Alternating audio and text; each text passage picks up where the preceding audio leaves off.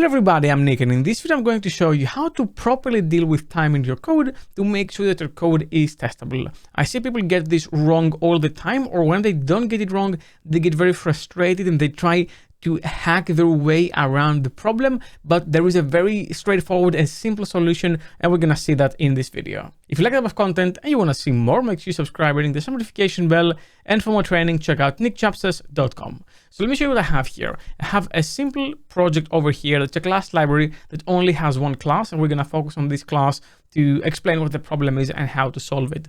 And then I have a unit testing project over here using XUnit, which we will use to unit test this class and explain why in its current form it's pretty hard to unit test. So let's see what we have here. It's a very straightforward class, doesn't implement anything, doesn't do anything.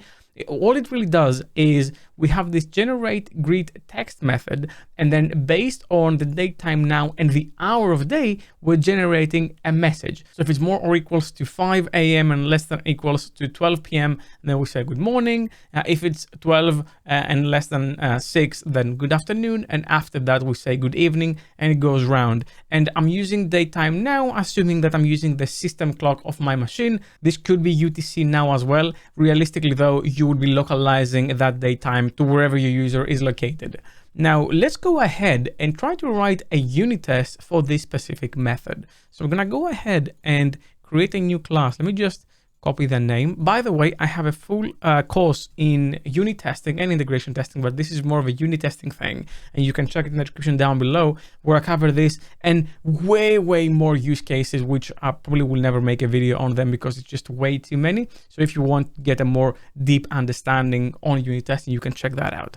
So now that I have that, I'm gonna go ahead and create my method. So let's create the first test that I want to test for. So I'm going to create a fact. I'm using XUnit, and I'm going to say public void generate greet text should return good afternoon when it's afternoon, right?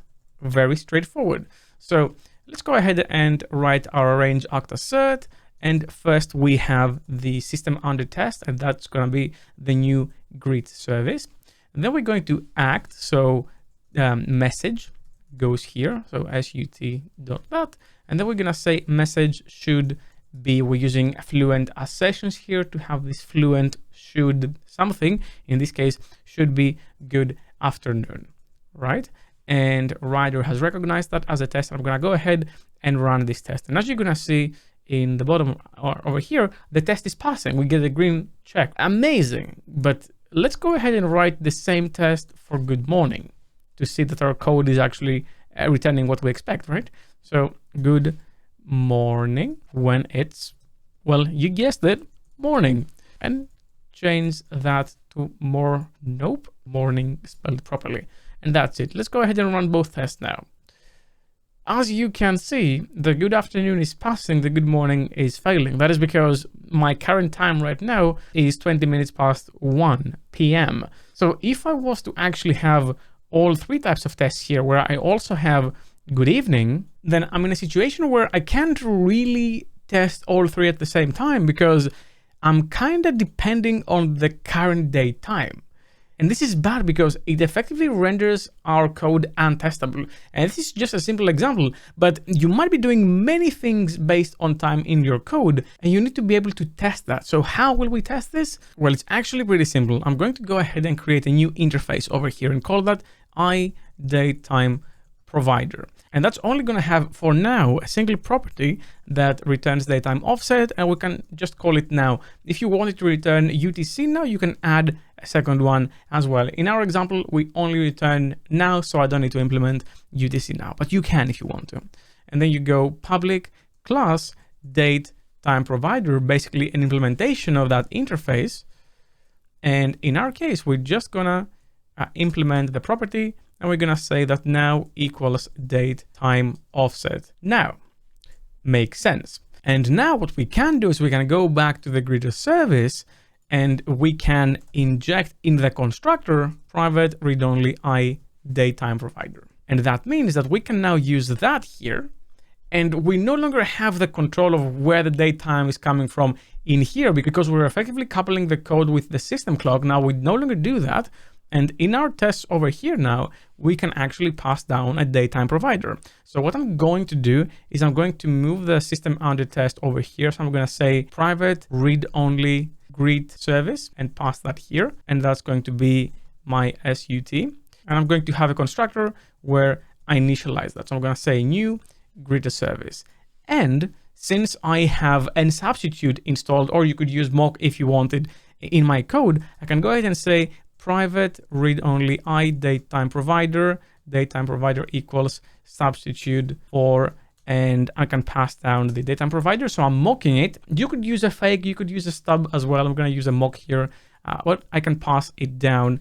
And now I can say datetime provider.now returns. So I'm mocking it and I'm saying new datetime offset. So I'm just going to pass down a date. So I'm fixing it in time, basically, and it can't be moved. And then since morning is between 5 and 12, I'm going to say 800. And then I think I need the time span, and we have 0 offset here. And now SUT can be used here and here and here. And I'm going to do the appropriate mocking of the daytime for all of them. Here you go. And evening is, I don't know, let's say 20, and let's say here 13. So if I go ahead and I run the tests now, again, all 3 of them should pass because I'm mocking and I'm fixing the time to a specific time that's convenient for me, which also means that if I wanted to change the type of clock that goes down into the class, I now can. I've inverted the control to the constructor and I'm using an interface to make my life so much easier. And now we've dealt with that. Now, just to understand how common that problem is and how prevalent it is, do you know how many of these type of implementation .NET itself has? They have 7. They call it iSystem clock, but it's basically the same thing.